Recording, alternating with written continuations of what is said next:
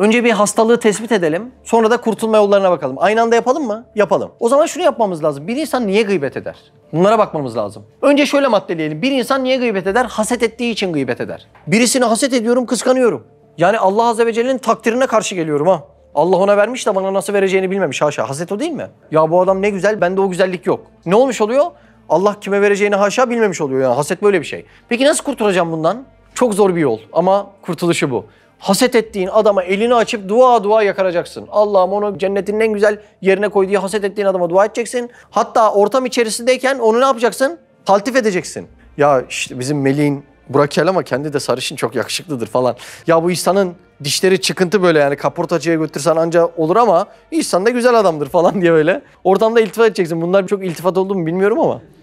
Ya bizim Emice Osman da hamsi gibidir ama güzel kıvrak adamdır falan. Böyle taltif edeceksin ortamda. Bu şekilde ne yapacaksın? Hasetini kıracaksın. Haset kırılınca gıybet de kırılmış olacak inşallah. Gıybetin ikinci sebebi boş kalmak. Yani boş kalınca insan ne yapıyor? Sürekli geyik muhabbeti yapıyor. Senin Allah'ın dinine hizmet etmek dururken vaktini boş geçirmen başlı başına zaten rahmet-i ilahide hoş karşılanmadığından otomatikman nereye sürükleniyorsun? Gıybete sürükleniyorsun. Peki ne yapacağız buna çözüm olarak? Sürekli kendimize ve ümmetimize, kabrimize faydalı işler bulmak. Evet. Üçüncü madde. Gıybet niye edilir biliyor musunuz? İnsanları güldürmek için edilir. Bu da bir zafiyet midir? Zafiyettir. Sürekli insanları güldürmeye çalışıp dikkati üstüne çekmek riyakarlığın diğer adıdır. Fıtri olarak insanları sevimli güldüren birinden bahsetmiyorum. İnsanları güldürerek gıybet edip bütün ilgiyi üstüne çekmeye çalışan riyakarlardan bahsediyorum. Demek ki bunun altında riya hastalığı vardır. Bunun yolu ne biliyor musun? Allah'ın seni gördüğünü hissetmeye yarayacak meseleleri arttırmak. Yani Allah'ın izniyle iman derslerini arttırmak olacaktır. Dördüncü madde diyelim. Bir insan niye gıybet eder? Kendi değerini yükseltmek için başkasını aşağılamak adına gıybet eder. Anadolu'da şey derler. Babasını asarak erkekliğini ispat ediyor derler. Duymuş muydunuz bu cümleyi hiç? Şu demek yani, şimdi mesela ben sana diklensem sen bana karşılık verirsin, doğru mu? Verirsin yani. Normalde dışarıda iki insanız diyelim yani.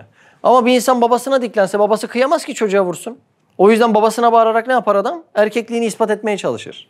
İşte mümin kardeşine de bu şekilde yapıyor.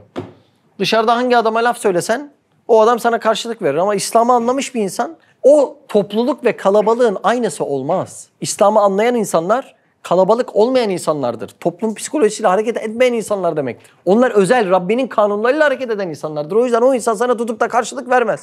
Ama sen de o insanı asarak kendi erkekliğini ispat etmeye çalışırsın.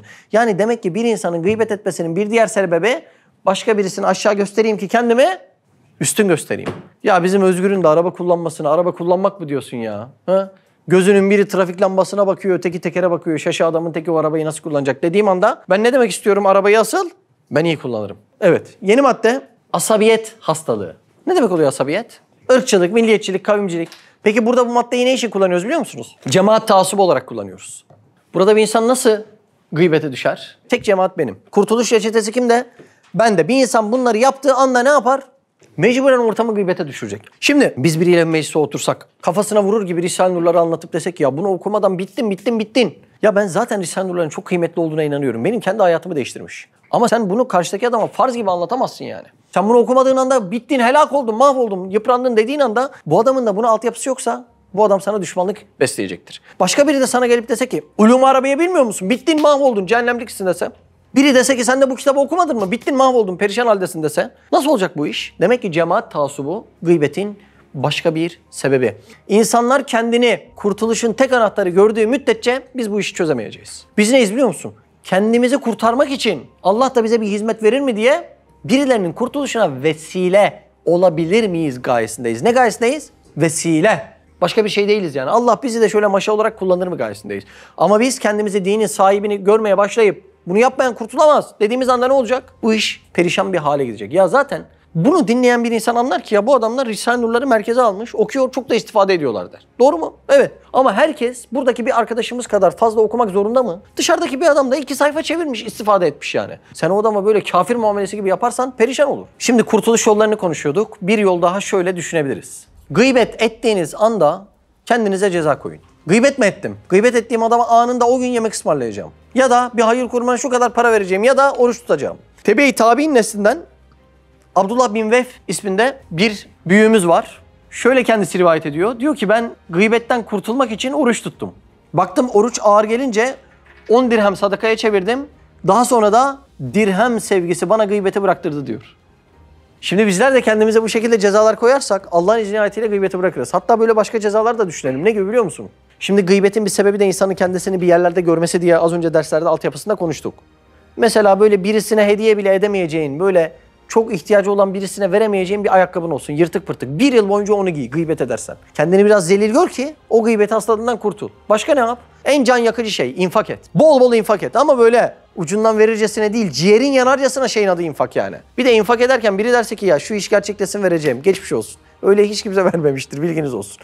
Gıybet ettin mi anında yapıştıracaksın orada. Allah'ın izniyle o para 2 kez cebinden çıksın var ya bir daha cümle konuşmasın, bırak gıybeti.